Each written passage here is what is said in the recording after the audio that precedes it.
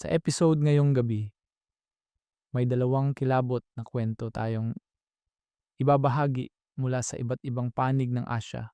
Bawat isa ay nakaugat sa mga bulong, pamahiin, at mga pagtatagpong walang may gustong ipaliwanag. Ang unay dadalhin tayo sa kaibuturan ng Okayama Prefecture, Japan, sa tahimik na bayang Tsushima.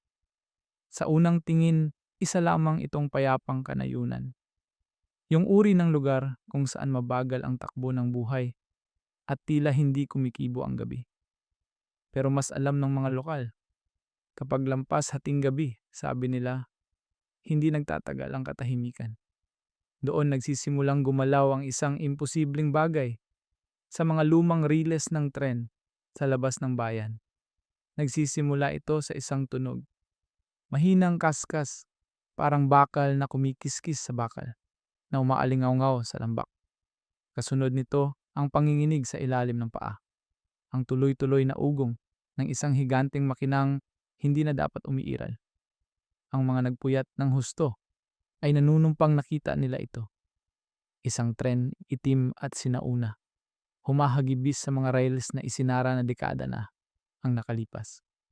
Pumupusyaw ang liwanag sa mga bintana nito, ngunit walang ilaw na nagmumula sa loob. Walang makinistang nakaupo sa kontrol. Tanging mga hilera ng pasaherong maputla at naninigas, mga mukha nilang nakadikit sa salamin.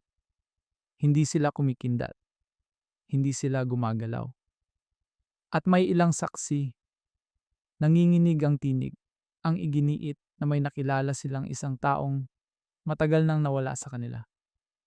Nakatingin pabalik. Kaya ano nga ba bakit nangay? Ama ba ang hatinggabit na tren ng Tsushima? Ngayon gabi, sasampa tayo sa mga riles. Nagsisimula ang kwento sa isang binatang nagngangalang Daichi, estudyante sa universidad, na umuwi sa kanyang bayang Tsushima para sa bakasyon. Hindi siya mapamahiin at hindi rin siya yaong tipo na nag-iisip tungkol sa mga lumang aswang na kwento. Para sa kanya, ordinaryong tahimik lang ang Tsushima. Isang kanayunang walang kakaibang nangyayari. Pero narinig na niya ang mga bulong.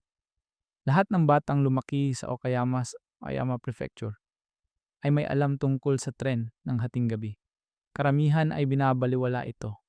Isang kwentong pantakot para hindi gumala ang mga bata sa dilim. Gayunman, may bahaging kumikirot sa kanya. Isang mapanuring kuryosidad na gustong malaman kung may mas malalim pa. Halos hindi nagbago ang bayan mula nang unang sumibol ang alamat. Maliliit na bahay na gawa sa kahoy at may bubong na tile ang nakahilera sa makikitid na kalsada. At may mga lumang parol na papel na kumakaway sa labas ng mga tindahan. Sa araw, amoy palay ang hangin at boses ng matatandang tindero ang pumupuno sa paligid. Ngunit pagsapit ng gabi, nag-iiba ang timpla. Sobrang tumatahimik ang mga kalye. Pumipilantik ang mga parol sa ihip ng hangin. At humahaba ang mga aninong hindi nararapat. Doon muling nabubuhay ang mga riles sa anyo ng mga bulong at babala. Matatagpuan ang lumang riles sa labas lang ng bayan. May gumagapang na mga damo sa kalawanging bakal. At ang mga troso sa ilalim ay punit at bulok. Sinara ang linya, dekada na ang nakaraan matapos ang sunod-sunod na aksidenteng kumitil ng napakaraming buhay. Hindi na dumadaan ang mga tren sa Tsushima. Hindi na sa mundong pisikal.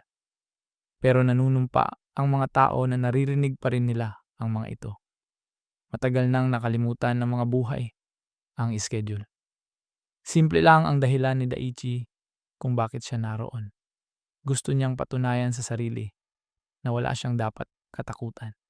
Hinamon siya ng mga kaibigan niya kinagabihan habang nagtatawanan sa murang inumin sa isang gilid na izakaya. Umupo raw siya sa tabi ng rails eksaktong 2:00 ng umaga. Tinukso pa siya. Hindi raw papansinin ng mga multo ang taong hindi naniniwala. Natawa siyang kasabay nila, kunwaring walang saysay ang lahat. Pero habang papalapit ang hating gabi, Bumigat ang bigat ng kanilang mga salita, kaya naglakad siya. Lampas sa mga saradong tindahan, lampas sa mga bahay na natutulog, lampas sa dambanang may mga kandilang kumikislap sa malayo. Habang papalayo siya, mas lumalalim ang katahimikan. Walang kuliglig, walang tahol ng aso, tanging mahinang sipol ng hangin na sumisingit sa pagitan ng mga puno. Tulog ang bayan, pero nag-aantay ang mga rilis. Pagdating niya sa gilid ng lumang linya, tumigil siya. Iba ang pakiramdam ng hangin dito. Mabigat, may kuryente. Parang ang gabi mismo'y humihinga ng pigil. Ibinaba niya ang maliit na flashlight sa tabi at umupo sa basag na batong malapit sa riles.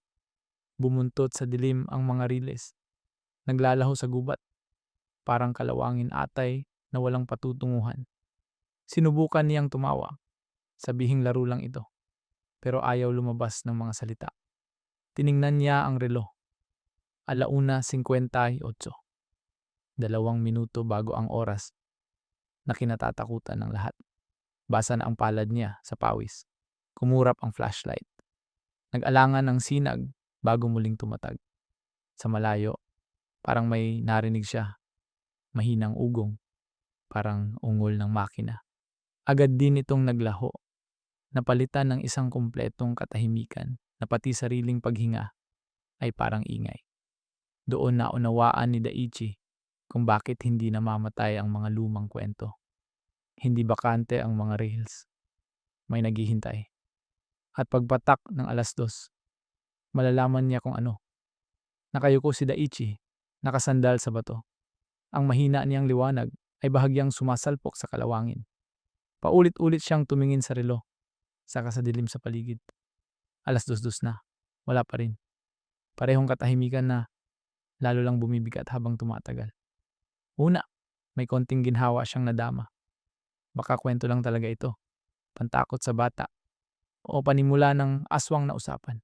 Halos tumayo na siya. Pero saka ito nangyari.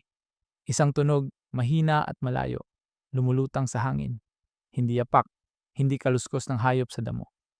Metalikong tunog yon, matalas, parang bakal sa bakal. Nanlaki ang mata niya. Bumalik ang tunog, mas mahaba, parang preno sa bakal. Bahagyang umuga ang lupa sa ilalim niya. Hindi malakas, pero sapat para mabanat ang dibdib niya. Unang pumasok sa isip niya, baka may totoong tren. Pero imposibleng gumulong ang mabigat dito.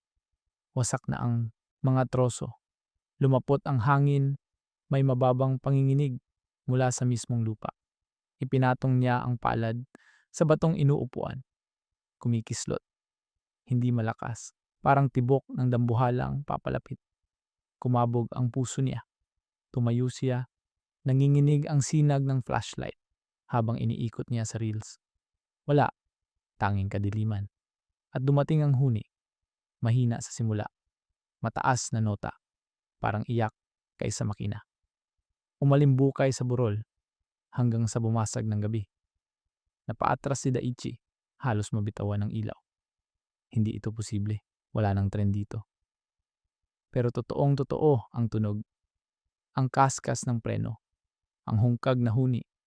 Ang mabigat na dagundong na parang mga gulong sa bakal. Nanuyo ang lalamunan niya. Gusto niyang sumigaw, pero walang lumabas.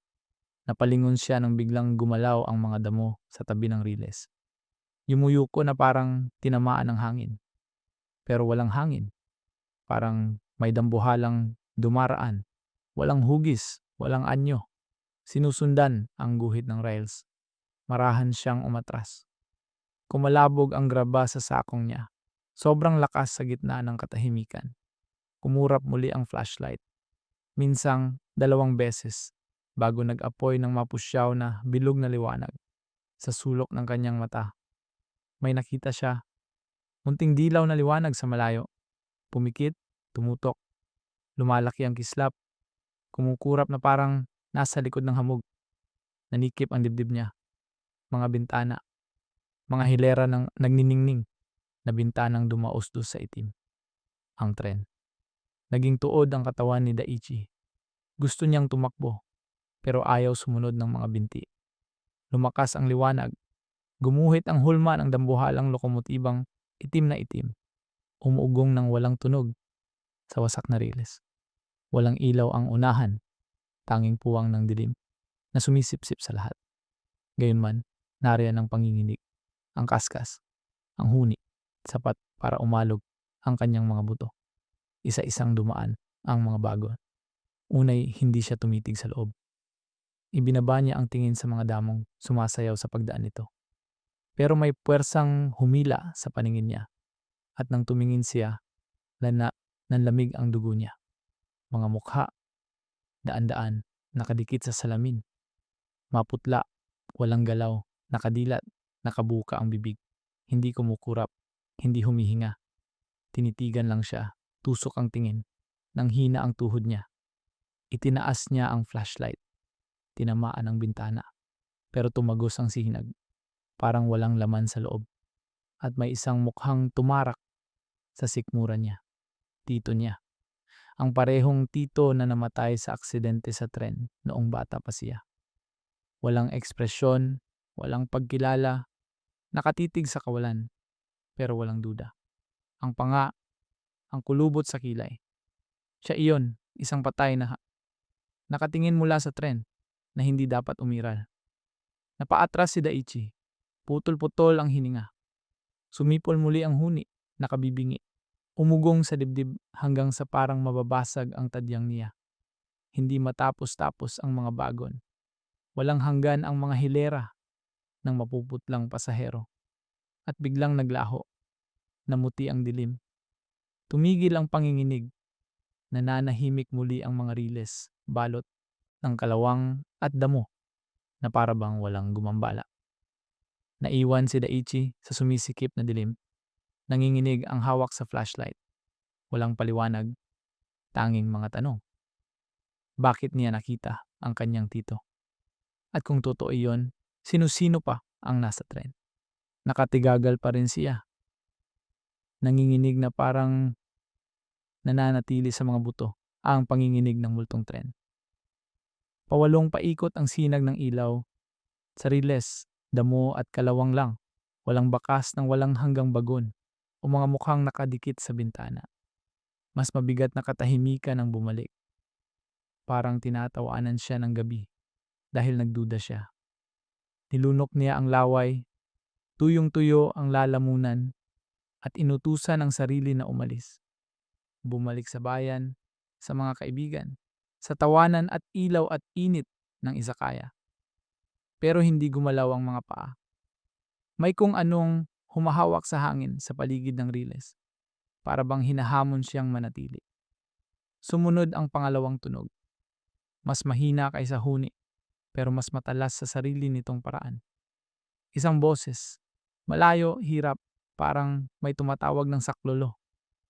Napalingon siya sa hanay ng mga puno. Walang anyo ang dilim. Muling tumawag ang boses, mas malapit na ngayon. Isang desperadong sigaw na humihiwa sa katahimikan. Tasukete. Tulungan mo ako. Nangilabot ang balat niya. Iyon mismo ang pariralang matagal nang ibinubulong ng mga riles. Mga pasaherong multo na humihingi ng saklolo. Matagal matapos tumigil ang mga tren. Gumalaw muli ang mga damo sa tabi ng riles. Sa pagkakataong ito, tiyak na may nakita siyang anino, isang figura sa gilid ng gubat, kalahating nakatago sa dilim. Kumurap ang ilaw habang sinusubukang abutin ito. Sa isang tibok ng puso, mukha itong lalaki, yukod, nanginginig, punit ang damit na parang biktima ng aksidente. Nang tamaan ng ilaw, naglaho. Puro puno na lang muli. Humugot ng hangin si Daichi. Paurong siyang humakbang. Kumakalabog ang graba. Pero bago siya makalayo, may isa pang tunog na gumupit sa hangin. Mga yapak. Hindi kanya. Mabigat, kaladkad, sa mismong rails sa likod niya. Umandar ang ilaw sa pabalik. Wala. Parehong patay na riles. Ngunit, naroroon pa rin ang tunog. Mabagal, sinasadya, papalapit, tumitigil tuwing itinututok niya ang liwanag. Kumakabog ang pulso niya sa tainga. Bubuka sana ang bibig niya para manigaw. Pero bago iyon nabuo, may figurang lumitaw sa rails. Isang matandang lalaki, payat, kuba, nakasuot ng kupas na uniforme ng reels na para bang ilang dekada nang hindi ginagalaw. Tabingi ang sombrero, butas-butas ang tela, at madidilim na hukay ang mga mata sa ilalim ng brim. Hindi siya nagsalita sa una. Itinaas lang niya ang nanginginig na kamay, itinuro si Daichi, at dahan-dahang ibinaba sa mismong Riles, sa paanan nito. Pinilit ni Daichi ang boses sa naninikip na lalamunan. Sino ka? Bahagyang gumalaw ang bitak-bitak na labi ng matanda. Nang magsalita, parang hiss ang lumabas. Huwag kang maghintay dito. Bumitin ang babala sa hangin. Tinig na ang hinay, tila malapit ng mabasag. Hindi. Gumalaw ang figura. Hindi lumapit. Hindi nawala. Tumindig lamang, isang buhay na aninong nakatanim sa kalawangin. Kumalog ang kamay ni Daichi. Nadulas ang flashlight. Nalaglag sa mga damo. Napundi ang sinag. Sumakal ang kadiliman. Tanging mahinang kalantog ng metal sa malayo, parang mga tanikala. Gumapang siya, kinapa ang ilaw, nagkamot sa lupa at bato, hanggang masalo niya muli. Mabilis niya itong itinutok sa Riles. Wala na ang matanda. Umikot ang sikmura niya. Gusto niyang sumigaw o tumakbo, pero walang boses. Pumailan lang ang ilaw sa Riles, puno, langit. Doon niya napansin ang isang bagay na hindi niya nakita kanina. Sa tabi ng Riles, halos natatakpan ng mga damo. May hanay ng maliliit na kahoy na tableta. Mga luma at nabubulok, pero kilala niya ang mga ito. Emma, mga dasal na plake sa mga dambana. Bawat isa ay may kupas na tinta, mga pangalang halos hindi na mabasa. Yumuko siya, tinutukan ng isa. Malabo ang sulat, pero naaninag niya ang mga karakter. Kumislot ang puso niya, pangalan ng tito niya. Parang napaso. Binawi niya ang kamay. Iniikot ng ilaw ang iba. Mas marami pang pangalan. 12 na. Ilan ay kilala noong bata pa siya. Mga mukha sa nayon na pumanaw na. Ang iba'y di niya kilala. Nagsisiksikan doon. Iniwang parang limot na alay. Lumamig ang hangin. Umusok ng bahagya ang hininga. At saka, sa isang kisap, bumalik ang mahinang ugong sa ilalim ng paa. Muling umalog ang mga riles. Napakahina, kaya baka guni-guni lang. Pagtingala niya sa malayong dulo sa likod ng itim, muling kumislap ang mga bintana. Bumabalik ang tren. At sa pagkakataong ito, hindi na siya sigurado kung daraan lang ito o hihinto. Nanigas ang katawan ni Daichi habang humihigpit ang panginginig sa lupa, umaalon sa bato at lupa na parang tibok ng kung anong nakabaon. Lumalaki ang kislap sa abot tanaw, kumukurap na tila nasa likod ng usok. Gusto niyang tumakbo. Sumisigaw ang lahat ng likas na hudyat. Pero may kung anong humahawak sa kanya sa basag na bato. Mas masakit ang huni ngayon. Malapit. Halos malahayop ang iyak. Kumakabog ang ilaw sa dibdib niya habang humuhugis muli ang tren. Parang bangungot na pilit sumisingit sa gising. Dapat ay tahimik ang mga rilis, wasak. Pero naroon ang dagundong hindi maikakaila. Imposibleng tanggihan. Habol hininga siya. Sinabi niya sa sariling dadaan lang ulit. Isang anino, echo, pag-uulit. Kaya niya iyon. Pero may kakaiba. Hindi humahagibis ang tren. Bumabagal ito. Umiyak ang huni, mahaba, basag, habang dumudulas ang itim na lokomotiba. Kumikislap na parang apoy ang multong mga spark mula sa gulong na parang hindi sumasayad. Naging hindi matiis ang panginginig. Umalog ang mga buto, kumakapit sa hangin, hanggang sumakit ang mga ngipin. Isa-isang sumulpot ang mga bintanang maputla. Ngayon ay sumusunod ang mga mata. Dahan-dahang umiikot ang mga ulo. Laban sa salamin, tikwas, matigas. Nakapako sa kanya. Para bang siya lang ang natitirang buhay sa mundo. Napaurong siya, tumama ang sakong sa isang plake at nabasag. Sa mismong pagkabasag, nanginginig ang tren. Sumigaw ang huni, galit. Lalong dumikit ang mga mukha sa salamin. Bumuka ang mga bibig sa tahimik na hiyaw. Bumagsak siya, yakap ang flashlight. Kumakaskas ang pulso sa tainga. Sumandig sa tapat niya ang makina, itim, dambuhala. May usok na hindi usok. Mas bumagal pa, ang mga bintana ay nakatingin sa kanya, na parang mga matang nagmamasid. Nagpagapang siya paatras, kumikiskis ang graba sa palad. Pero hindi niya maialis ang tingin. Titigil ang tren. Huminto ang unang bagon sa tabi niya. May hikbi ng preno, na parang may kalawang na dekadang naghintay. Sumirit ang lamig mula sa loob, mas malamig sa gabi. Kumikilabot ang balat. Gumalaw ang mga figura. Dahan-dahang tumindig ang mga pasahero. Lumilitaw ang mapuputlang mukha. Kumirot ang sikmura niya. Bawat isa'y may marka ng kamatayan. Isang lalaking baliko ang liig. Isang babaeng duguan ang buhok. Isang batang mga 7 taon. Asul ang balat. Salaming-salamin ang mga mata. Tumayo sila ng sabay, para bang hinihila ng di nakikitang pisi. At sabay-sabay na humarap sa pinto. Parang puputok ang puso niya. Gumapang siyang paatras, desperadong lumayo. At sa gitna nila, muli niyang nakita ang tito niya. Ngayon, hindi na nakadikit sa salamin. Nasa gitna ng mga patay. Blangko ang mukha, pero nanginginig ang katawan na parang may nilalabanan. Ang mga matang mapurol ay bahagyang lumihis sa kanya. Gumalaw ang labi, hindi malaki, pabulong. Pinilit ni Daichi na pakinggan sa kabila ng dagundong ng dugo sa tainga.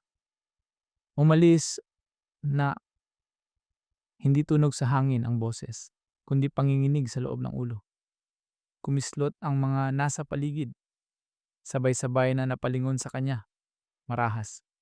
Umiyak muli ang huni, nakabibingi, kasabay ng koro ng mga iyak, na para bang ang mismong babala ang sumira sa isang di nasasabing patakaran. Tumindig si Daichi, umiindayog ang ilaw. Gumagalaw ang mga pasahero patungo sa pinto. Matitigas pasuray, kuskus ang mga talampakan sa sahig. Mekanikal ang kilos, pero puno ng nakamamatay na layon. Inunat ang mga kamay, kulay abo ang mga daliri. Gutom na aagaw sa kanya papasok. Umuga ang lupa, nagkalansing ang riles na tila sasabog. Napuno ang hangin ng mga bulong. Libu-libong tinig na nagsasapawan. Tinutawag ang kanyang pangalan. May pamilyar, mga kaibigan, kapitbahay, kamag-anak, at may hindi. Lahat nag-uudyok. Sumakay ka, sumakay ka. Nag-ulap ang paningin niya. Nanginginig ang dibdib. Nilamon siya ng lamig. Dinudurog, pinaparalisa. Ang mukha ng tito niya ay pumapag-aspas sa dilaw na liwanag. Naghihilahan ang buhay at paglaban. Patuloy na bumubulong. Umalis. Ngayon, napaatras siya, muling tumama sa mga plake. Nabuwal, nagbasagan ang kahoy sa ilalim. Sa mismong pagkabasag, sumisigaw ang huni na parang talim. Umungol ang tren na parang galit. Sumugod ang mga figura, inuudyukan ng sigaw. Puno ang pinto. Hindi na ito kontento na dumaan lang. Gusto ka nitong angkinin. Urong-sulong si Daichi, hingal ang bawat hitit. Umiikot na parang baliw ang sinag ng ilaw. Nakatitig sa kanya ang bunganga ng pinto. Parang nanginginain. Sumisirit ang yelong hangin. Sumisiksik ang mga patay. Gutom ang mga mata. Pero sa gitna nila, nakatayo pa rin ang tito niya. Umiindayog. Bumubulong ng salitang siya lang ang nakaririnig. Umalis na. Huwag mong hayaang kunin ka nila. Nanginginig ang buong katawan niya. Gusto niyang tumakbo, pero parang kumakapit ang lupa sa paa. Pinisil niya ang ilaw. Maputla ang kamao. Kumakabog ang puso na parang sasabog. Lalong lumakas ang mga tinig. Nakasalansan. Iisa ang utos. Sumakay. Hindi pakiusap. Utos. Isang agos na humihila sa isip. Sandaling napasayaw ang katawan niya patungo sa pinto. Parang hindi na kanya ang sarili. Tumama ang paa niya sa isa pang plake. Pumutok ang kahoy. Para siyang natauhan. Tumitig siya sa kumpol ng ema sa tabi ng riles. Dos-dos nang nakakalat. Bawat isa ay may nakaukit na pangalan ng patay. Kabilang ang sa tito niya. Dahan-dahang bumuo ang pangunawa. Ito'y mga alay, mga alaala, mga dasal para panatilihing payapa ang mga kaluluwa. Pero hindi sila payapa. Kinolekta sila ng tren, ibinilanggo, ginawa ang mga pangalan na talaan ng mga pasaherong hindi makakalis. Dinampot niya ang isa, nanginginig ang kamay. Kupas ang tinta, pero kilala niya ang pangalan. Kaibigang bata pa nang mamatay sa aksidente. Isa pa, tindero sa kanto. Isa pa, guro. Mga mukhang kilala niya. Mga pangalang nakaukit sa kahoy. Ngayon nakatitig mula sa mga bintana. Hindi basta nauulit ang tren. Hindi ito simpleng anino ng huling biyahe. Ito'y sisidlan, mangangalap. At bawat aksidente, bawat pagpapatiwakal, bawat buhay na nilamon ng linya, hinila paloob. Magpakailanmang iikot sa gabi. Mas naging desperado ang mga bulong. Parang naramdaman ang kanyang pagkaunawa. Mulang muli ang boses ng tito. Mas matatag, kahit basag. Inilulula niya silang lahat. Umalis, bago kanya ilulan. Sumikip ang lalamunan niya. Tumingin siya sa tren, sa mga mukhang sumusugod sa pinto. At nabuo ang kabuuan. Ang matandang riles na tagapagbantay, hindi siya basta ligaw na anino. Siya ang unang nilamon. Nagpapadala ng basag na babala. Ang mga sigaw ng tulong, totoong tinig, mga kaluluwang nakulong sa loob, nagnanais na huwag makalimutan habang hinihila pa lalo ng tren sa dilim. Muling umatras siya, tinamaan ng ilaw ang kalawang, kumikirot ang mga damo na parang buhay. Umiiyak ang katawan niya na tumakbo, pero may nag-aalinlangan sa loob. Mapanganib na isip, paano kung maililigtas ang tito? Paano kung basagin ang mga plake, kalat ang mga pangalan, sirain ang ritual, at mabuwag ang kapit ng tren? Dinaklot niya ang dalawa pa. Itaas na sana ang isa para baliin.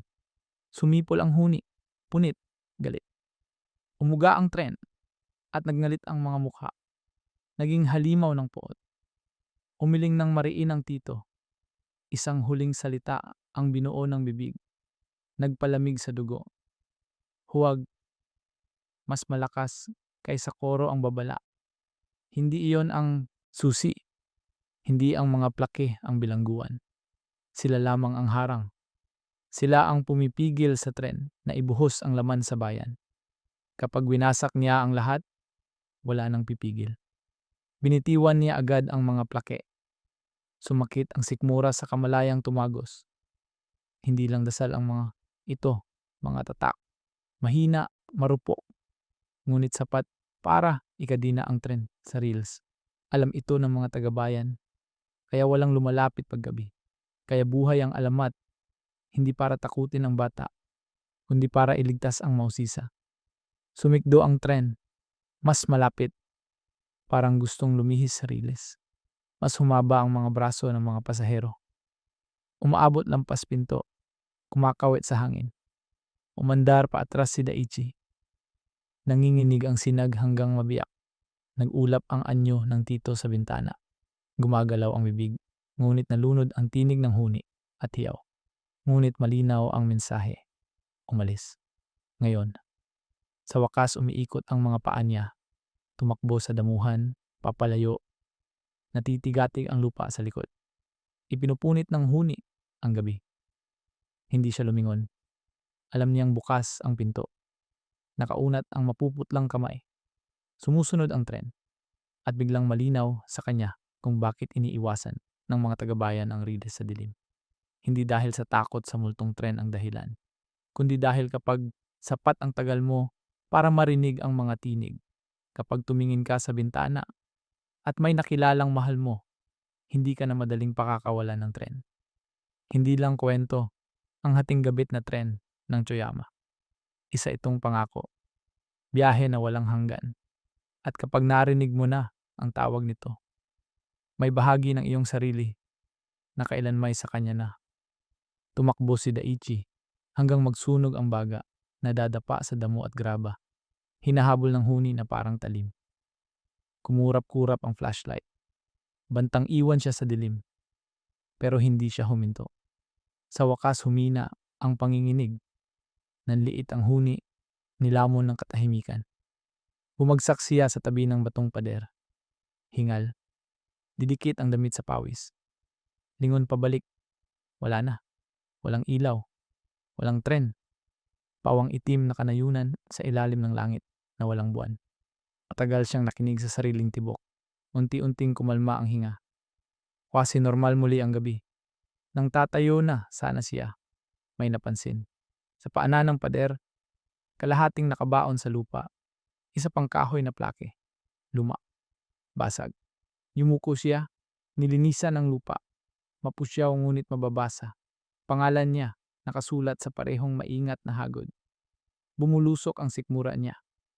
Hindi niya ito isinulat. Walang nagpagsulat sa kanya. Pero nandoon, nakaukit, naghihintay. Isang tatak na hindi pa nababasag. Bumalik ang huni. Mahina, malayo. Ngunit hindi mapagkakaila. Isang pangakong umuugong sa mga burol. Binitiwan niya ang plake. Kumalabog sa bato. Kumilos ang mga paa bago makaisip ang isip. Patakbo sa bayan, pabalik sa ilaw, sa tao, sa buhay. Ngunit kahit tumatakas siya, may isang katotohanan nakadikit na parang anino. Nakita siya ng tren. Alam nito ang pangalan niya. At isang gabi, handa man siya o hindi, babalik ito para sa kanya. Ang alamat ng hatinggabit na tren ng Choyama ay may iisang aral. May mga paglalakbay na di nagtatapos. At kapag nakita ka na ng mga patay, hindi kailanman tiyak ang pagtakas. Ngunit hindi lang sa Japan, manipis ang hangganan ng buhay at ligalig. Sa kabila ng dagat, sa Malaysia, may isang espiritong ang pagdating ay hindi minamarkahan ng huni ng gulong o kislap ng bintanang multo, kundi ng pinakapayak na tunog, iyakan ng sanggol sa gabi, na nanghihikayat ng mga walang muwang. Kung ang tren ay bitag ng mga yumao, ang naghihintay sa gubat ng ipo ay mandaragit. Nakatago sa liwanag ng gabi. Kapag ipinakita niya ang mukha sa kanya ang gabi, nagsisimula ang kwento sa apat na magkaibigan. Mga binatang nasa huling teen na nagpalipas ng gabi sa night market ng Ipo. Huling bahagi ng dekada eta of anti. Umapaw ang mga pwesto sa sumisingaw na satay. Mabangong nasilimak at sigawan ng mga tinderong kumakawag sa mga dumaraan. Makapal ang usok mula sa iniihaw at halakakan sa malamig na gabi. Pagsara ng palengke, tumahimik ang mga kalye at sumakay ang grupo sa luma at wasak na sedan pa uwi. Si Amir ang driver, pinakamatanda at pinakasinusundan. Sa tabi niya si Faiz. Nilalaro ang radyong parang naghahanap ng tunog na pupuno sa katahimikan. Sa likod, nakasandal sina Rahman at Hafiz. Dunong-dungaw at antok. Magaan ang timpla, pagod na kontento, matapos ang mahabang gabing kainan, biro, at paglalakad sa ilalim ng neon. Pero habang lumalayo sila sa sentro, nag-iba ang hangin. Kumonti ang poste, napalitan ng malalaking anino ng gubat. Lumiit ang daan, bahaging iniiwasan ng lokal tuwing gabi. Dito, nagdidikit ang mga puno, nag-iipon ang mga sanga sa itaas. Gumagawa ng tunel na lumulunok sa liwanag ng buwan. Pati mga kuliglig tila tumigil, parang nagpipigil hininga. Humigpit ang hawak ni Amir sa manibela. Alam niya ang mga kwento. Alam ng lahat. Kilala ang bahaging ito sa mga kakaiba. Puting aninong gumagalaw sa gilid ng gubat. Mga tinig na tumatawag mula sa dilim. Pero tumahimik siya. Ayaw niyang sindakin ang iba. Si Faiz ang unang bumasag. Naririnig niyo? Tumigil ang kamay sa dial. Nawala ang static. At sa hangin lumutang ang munting tunog. Iyak ng sanggol. Sa gubat, nag-ayos ang upo ng grupo. Yumuko si Rahman mula sa likod. Nakikinig, nanlalalim ang mukha. Muling umiyak. Mas malakas, sumasalpok sa mga puno na parang ang gubat mismo ang nagdadala. Bumubulong si Hafiz, nanginginig. Dito, sa gantong oras, parang humihila ang tunog, mapilit. Pumapalo sa ugong ng lumang makina. Bawat hagulgol ay palapit. Masapurado, parang may batang iniwan at umiiyak sa dilim. Pumuti ang kamao ni Amir sa manibela. Alam niya ang mga babala. Kapag may sanggol kang narinig sa liblib na daan, huwag kang titigil. Pero paano kung may totoong bata? Bumagal ang sasakyan. Umagos ang headlights sa makitid na aspalto. Ilang metro lang bago lamunin ng gubat. Lalong lumakas ang iyak, matulis at hindi matatanggihan. Nagkatinginan silang apat. Itinabi ni Amir ang kotse. Pumalya, saka tumigil ang makina. Iniwang nakabitin sa nakakatakot na katahimikan, maliban sa iyak ng bata. Hindi mo matukoy ang pinanggagalingan. Parang nanggagaling sa lahat ng dako. Puno, lupa, hangin mismo. Marahan silang bumaba. Kumakaluskos ang tsinelas sa graba. Nakatitig ang gubat, malalim at walang hanggan. Maingat na sumigaw si Faiz. Hello? May tao ba? Nilamon ng dahon ang boses, walang tugon. Mas lumakas ang iyak. Bawat hakbang patungo sa gubat, mas bumibigat ang gabi. Nagkatinginan sila. Hila ng tungkulin at takot. Kung may bata talaga, dapat kumilos. Pero pabulong sa loob nila ang pakiramdam. Hindi tao ang naghihintay. At bagaman walang nagsabi, lahat sila'y may alam sa pangalang bumabagabag sa lugar. Ang punsyanak, espiritong umaakit sa lalaki sa iyak ng walang muwang para ipakita ang pangil ng kamatayan. Nakatayo sila sa gilid ng kalsada. Ang gubat ay parang pader na humahabol sa kanila. Muli ang iyak, mas matalim, parang ilang metro na lang. Kumurap si Amir sa iba. Siya ang dapat desidido. Pero gumagapang ang lamig sa balat. Si Rahman ang unang lumapit. Hindi natin pwedeng iwan, bulong niya, kahit nanginginig. Nag-alinlangan ang iba. Nakapako ang mata sa itim sa pagitan ng puno. Ang ilaw ng sasakyan ay halos walang naabot. Makinig! Bigkas ni Amir. Pilit pinatitigas ang tinig. Baka hayop lang. Baling tinig. Kahit siya, hindi kumbinsido. Masyadong tao ang iyak. Masyadong puno ng dalangin. Sumimangot si Faiz, maputla sa mahina ng headlights. Hindi yun hayop. Sanggol yun. Kung baliwalain natin at may nangyari, di niya tinapos. Naroroon na ang konsensya. Sabay-sabay silang sumulong, dahan-dahan. Pumuputok ang tuyong sanga sa tsinelas, basa ang lupa. Makapal ang anino, kumakaluskos ang dahon sa itaas, na para bang may sumusunod. Tumataas, bumababa ang iyak. Ginagabayan sila, mas malalim pa sa dilim. Ngunit habang sumusulong, may kakaiba. Hindi lumilinaw ang tunog. Bagkus, umiikot, kumakambyo, kaliwa, likod, harap. Minsan malayo, minsan parang katabi. Parang dalawang iyak na nagsasapawan, hindi tugma. Gumagalaw, bulong ni Rahman. Napako sila. Napilipit ang sikmura ni Amir. Ganito ang bitag, akit ng punsyanak. Iyak na walang pinanggagalingan, dinisenyo para hilahin ang awa. Hanggang malayo ka na sa ligtas. Nagpatuloy sila. Nginig ang bawat hakbang. Kinakapitan ni Faiz ang kwelyo. Parang panangga. Si Hafiz, pabulong na dasal sa likod. Si Amir, tinitigan ang lupa. Bawat maingat na hakbang. Pero parang mali ang gubat. Masyadong tahimik. Masyadong nakamasid. At biglang tumigil ang iyak. Ganap na katahimikan. Wala ni kuliglig, ni hangin. Hininga lamang nila. Bakit tumigil? Pabulong ni Hafiz. Walang sumagot. Isang kaluskos ang pumunit sa katahimikan. Parang telang humahaplos sa dahon. Napalingon silang sabay. May maputing gumagalaw sa malayo.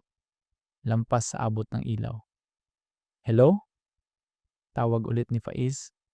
Basag ang boses. Umindayog ang maputi. Parang may iniaayong sanggol. Sandaling ginhawa.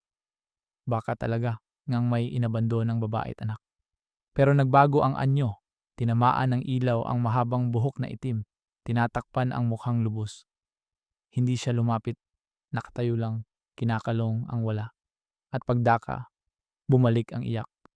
Pinakamalakas. Ngunit hindi galing sa bungkos sa bisig. Galing sa lahat ng dako ng gubat. Hindi tama yan. Bulalas ni Rahman. Hiningang pigil. Bahagyang tumagilid ang ulo ng figura. Umindayog ang mahabang buhok. Ramdam nila ang tingin, kahit takpan ang muka. Mabigat sa dibdib. Umatras si Amir. Hinila ang braso ni Faiz. Uuwi na tayo. Ngayon, singhal niya. Pero bago sila makagalaw, nagsimulang umawit ang figura. Mahinang lulabay.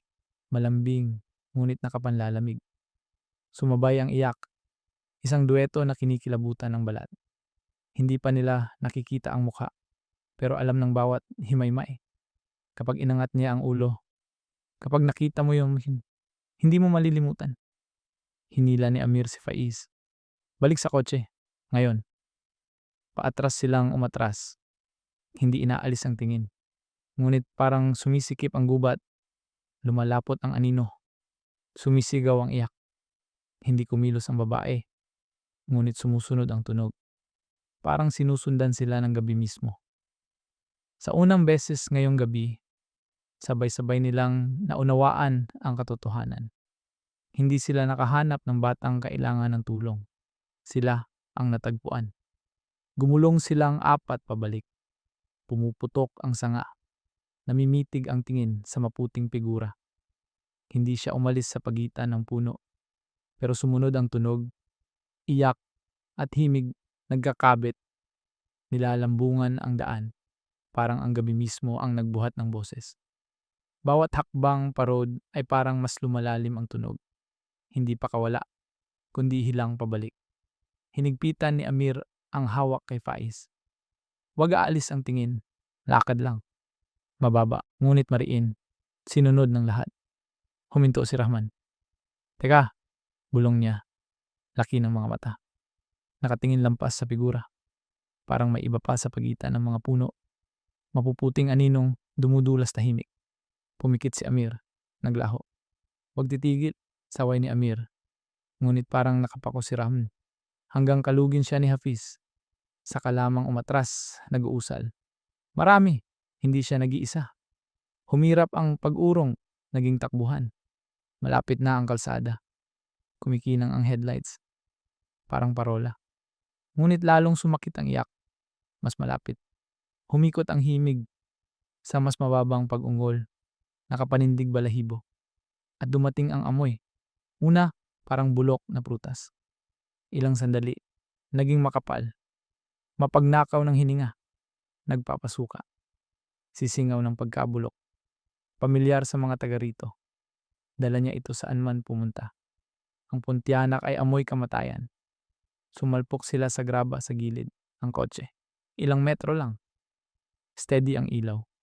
Kumikinang ang bakal. Sumirit ang ginhawa. Pero saglit lang.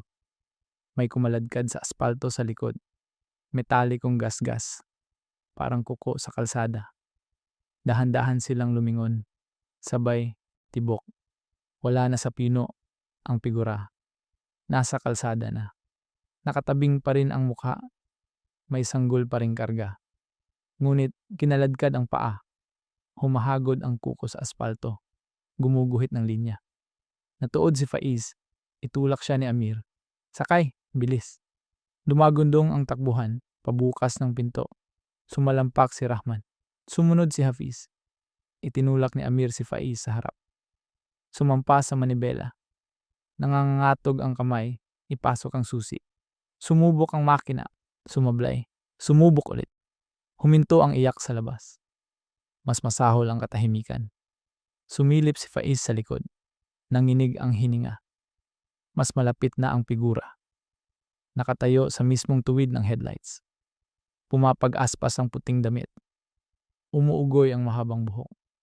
Dahan-dahang iangat ang ulo. Huwag tumingin, sigaw ni Rahman. Pasigaw. Basag. Lumaki siya na may babala.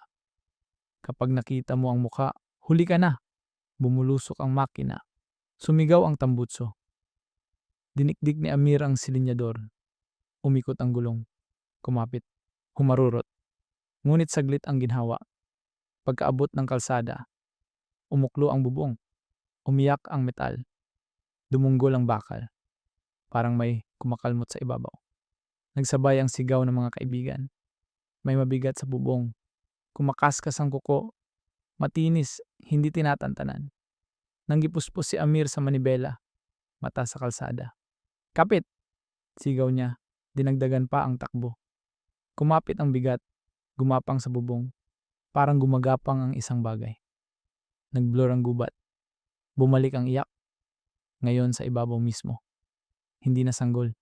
Isang matinis na hiyaw. Hindi tao. Kumapit ang lahat. Umuga ang kotse. At sa gitna nito'y tumambad ang katotohanan. Hindi sila tinatakot ng puntyanak. Gusto niyang pumasok. Humagibis ang kotse. Hinihiwa ng ilaw ang dilim. Umuuga ang bubong sa bigat.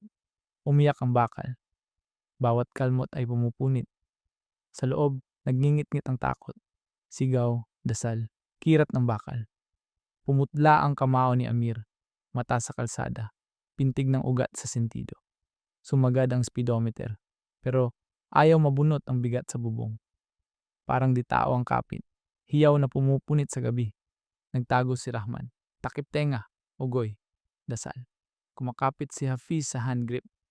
Pamumuti ang kamao. Pabulong na bersikulo. Si Faiz nakatitig sa bubong. Nakalaylay na tila anumang saglit mabubutas. At biglang may pumutok. Tumagos ang isang kuko. Bumuka ang butas. Lumipad ang kalawang. Sumigaw ang malamig na hangin. Kasabay ang amoy bulok. Napasuka si Amir. Nagliyab ang sikmura. Isa pang kuko. Pinalaki ang siwang. Sumungaw ang maputlang dulo ng daliri. Papasok siya! Sigaw ni Hafiz. Kumabig ang manibela. Sumayad ang gulong. Bumalik sa daan.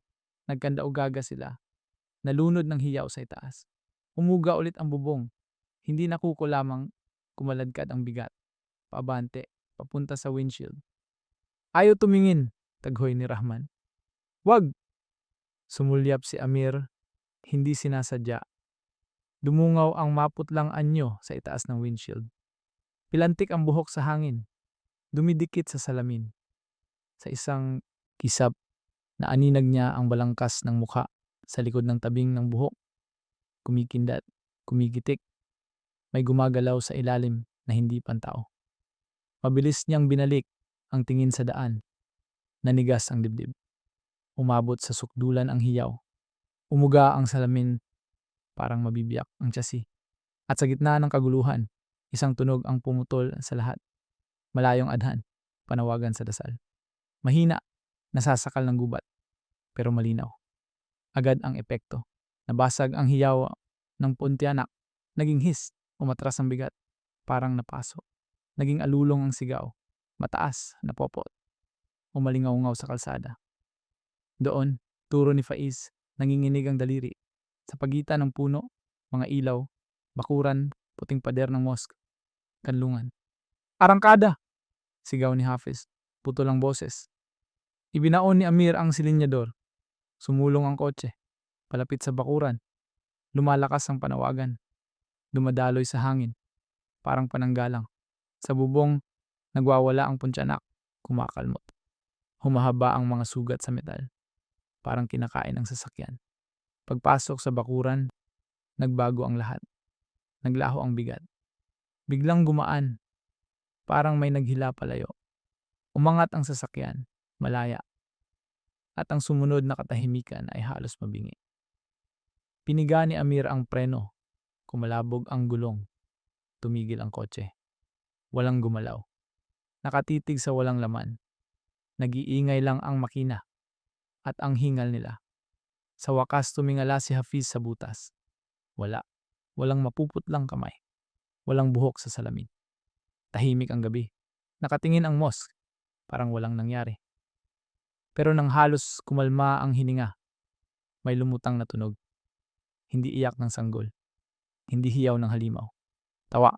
Mahina. Nanunuya. Babae. Galing sa likod ng bakuran. mula sa gubat. Unti-unting naglalaho. Na para bang tumatawa ang gubat kasama niya. Natigilan silang apat. Dumadagundong ang dibdib. Iniisip ang parehong katotohanan. Hindi nila tinalo ang Pontianak. Naantala lang siya. At sa kung saan sa dilim, naghihintay siya sa susunod nilang pagkakamali.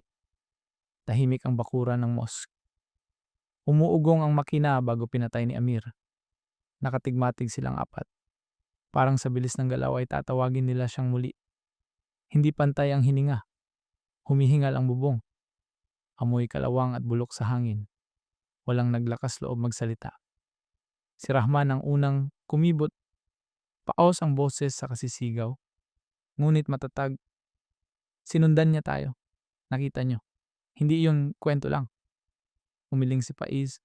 Nanginginig ang kamay sa tuhod. Hindi yun tao. Yung sanggol. Yung iyak. Gusto niya tayong tumigil. Nabitin ng salita. Kumakalmot pa rin sa isip ang tunog. Sumandal si Amir sa manibela. Tumutulo ang pawis. Namumuti ang kamao. Ang adhan, bulong niya. Yun ang nagpahinto. Kaya di siya pumasok. Sabay nila itong nakuha. Hindi tsamba ang mosque. Proteksyon, hangganan na di niya matawid. Dahan-dahang tumingala si Hafiz. Malaki ang mata. Kuyom, pero malinaw. May mga kwento ang lola ko. Anya, sumpa ang Pontianak, babaeng namatay sa panganganak. Binilog ng pighati at galit. Nanghuhuli siya ng lalaki. Inaakit sa iyak ng sanggol. Kapag nakita mo ang mukha, kapag nakita mo ang pangil, kumalas ang boses niya. Wala nang balikan. Nanginginig ang sikmura ni Amir sa gunita ng pag-angat ng ulo niya sa gilid ng ilaw, tabing ng buhok. Kumikislot ang kung anong nasa likod. Hindi niya nakita ng buo, pero muntik na. Sobra na. Umusog si Rahman. Narinig niyo yung bubong? Kaya niyang punitin ng kotse. Hindi niya ginawa. Nilalaro tayo. Mabigat ang pagkaunawa. Kung gusto niyang patayin, kaya na niya. Pero pinili niya ang takot. Inaantay ang maling hakbang. Bumalik sa isip nila ang mahinang tawa. Nanunuya. Nakabitin sa gubat. Kahit nasa bakuran. Paalala. Hindi siya nawala. Umiwas lang. Pinunasan ni Faiz ang muka. Bakit tayo? Sa dami ng dumaraan, bakit tayo ngayon? Walang sumagot sa una. Saka bumulong si Hafid. Dahil huminto tayo. Parang talim ang linaw. Tumabi ang katotohanan. Itinabi nila ang sasakyan. Nakinig sila. Pumasok sila sa gubat. Bagaman mali ang kutob. Nagtagumpay ang bitag hanggang humarang ang mosque. Nabuo ang pangyayari. Ang iyak ay hindi aksidente. Ang sapawan. Ang parang pagtatanghal ng babaeng may karga. Pang-akit, pagpako ng mata. Kapag nakatingin ka na mahihirapan ka nang makawala. Itinaas ni Amir ang ulo. Mahina ngunit matatag. Tinandaan tayo. Yan ang pakiramdam. Nung nasa bubong, nung tumawa, hindi pa tapos, hindi matatapos. Natahimik silang tatlo. Bumigat ang hangin. Lunok ni Rahman. Anong gagawin natin? Iwas tayo sa daan na yun? Umiling si Hafiz. Hollow ang boses. Wala ring saysay. Kapag narinig mo na, kapag nakita mo, hindi kanya kakalimutan. Lumubog sila sa katahimikan. Umugong ang huling eko ng paanawagan. Naglaho. Bumigat ang hangin. Parang muli silang kinakandado ng gubat. Sa unang pagkakataon tumingin si Amir sa labas ng pader. Mas malalim ang anino. Kumikilos. Huminto ang hininga niya. Parang may umindayog na maputi. Lumampas ang tanaw. Naglaho. Maliwanag ang mensahe. Hindi siya nabigo. Pinatras lang.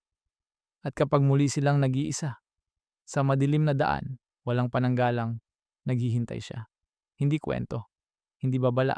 Pangako. Naupo sila sa wasak na kotse. Nakapatong ang puting pader ng mosque na parang marupok na kalasag. Walang nagsalita. Walang nangahas. Halos sobrang tahimik na parang humihinga ang gubat. Sandaling naniwala silang tapos na. Pinilit ni Amir na paandarin muli ang kotse. Sumubok at kumagat. Matinis ang ugong sa bakuran. Uuwi tayo, bulong niya. para sa sarili. Diretso lang, walang hinto.